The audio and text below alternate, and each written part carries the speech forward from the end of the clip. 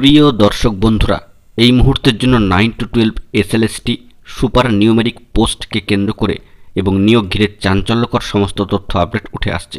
যাই ভিডিওর মধ্যে সবটাই তুলে ধরার চেষ্টা করছি, তাই গুরুত্বপূর্ণ ভিডিওটিকে সম্পূর্ণ শেষ পর্যন্ত শুনে বোঝার চেষ্টা করবেন এবং ভিডিওটিকে শেষ পর্যন্ত দেখে নেবেন। যে সমস্ত বন্ধুরা চ্যানেলটিকে এখনও পর্যন্ত সাবস্ক্রাইব করেননি, সাবস্ক্রাইব করে নিয়ে সঙ্গে থাকবেন, কারণ আপনাদের জন্য জরুরি ভিত্তিতে এই আর্জেন্ট ভিডিওটি তৈরি করা। চলুন আমরা কথা না বাড়িয়ে মূল আলোচনার মধ্যে প্রবেশ করি। বন্ধুরা, সুপার নিউমেরিক পোস্টের নিয়োগকে কেন্দ্র করে নানাবিধ চাঞ্চল্যকর খবর আপডেট উঠে আসছে।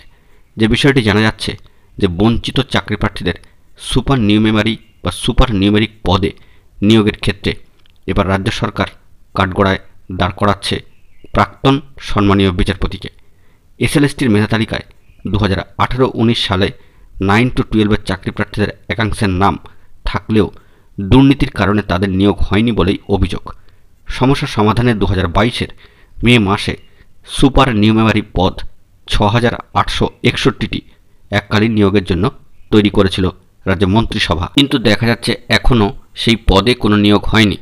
এ বিষয়ে এই পরিস্থিতির মধ্যে দাঁড়িয়ে গত সোমবার সম্মানীয় কুণাল ঘোষ মহাশয়ের উদ্যোগে সম্মানীয় শিক্ষামন্ত্রী ব্রাত্য বসু মহাশয়ের সঙ্গে বৈঠক করেন চাকরি প্রার্থীদের প্রতিনিধিরা। বৈঠক শেষে সম্মানীয় শিক্ষামন্ত্রী বক্তব্য অনুযায়ী কোট আনকোট সামাজিক গণমাধ্যমের সূত্র ধরে যে বিষয়টি উঠে আসছে যে জাস্টিস থাকাকালীন যে বিষয়টি তাঁর সম্মানীয় বিচারপতি সত্তাই কাজ করেছে, রাজনৈতিক সত্তা নয়। কিন্তু এই কথা যে কতখানি অমূলক ও ভিত্তিহীন তা সুপার নিউমেরি সংক্রান্ত রায় দেখলেই বোঝা যায়। সম্মানীয় শিক্ষামন্ত্রী বলেন যে 2022-এর শেষ দিকে অর্থাৎ শেষাশেষি কলকাতা হাইকোর্টের সম্মানীয় বিচারপতি গঙ্গোপাধ্যায়ের এজলাসে আবেদন জানিয়েছিল এসএসসি। কমিশন জানতে চেয়েছিল সুপার নিউমেরি পদ কি ভুল, তা না হলে নিয়োগ দেওয়া যায়। সম্মানীয় বিচারপতি ওই পোস্টকে ভ্রান্ত বললে তাদের নিয়োগ বাতিলে রাজি বলেও জানায় এসএসসি।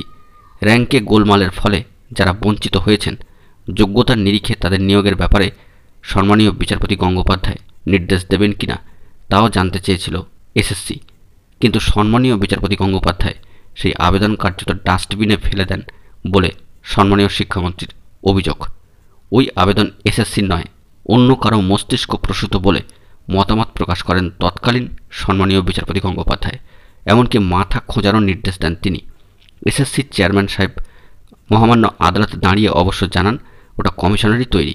আইনি পথে ও যোগ্যতার নিরিখে যোগ্যদের চাকরি দেওয়ার সদিচ্ছা নিয়েই যে তারা কোর্টে গিয়েছে তাও জানিয়েছিল কমিশন।